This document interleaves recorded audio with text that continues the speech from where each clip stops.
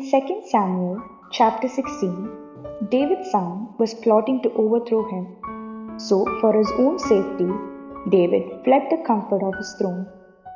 As David and his followers were traveling, Shimei, a member of Saul's family, met them and showered them with mockery and curses. David's reaction models a healthy response to unjust ridicule. There are 3 things to consider when facing criticism. First, keep things in perspective. In light of the fact that David's own son was plotting to kill him, the taunts of a pesky stranger paled in comparison.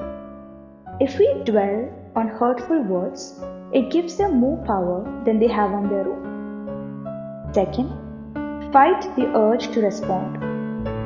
Dealing with verbal abuse or hurtful comments can be exhausting. Lashing out in wounded response is never healthy. When David refused to retaliate, he was able to be refreshed. Third, understand there may be a purpose to your suffering. Instead of fighting back like his friend suggested, David focused on God's faithfulness. Though God doesn't cause evil to happen to us, He occasionally allows it because He understands that the testing of our faith strengthens it over time. So David didn't try to shut Shimei up. He didn't close his ears to unpleasant or critical words. David was willing to hear what God might say to him through a cursing critic. He feels that if God wants to, God can definitely turn a curse into a blessing. So here, the lesson taught revolves around the themes of humility, patience, and trust in divine justice.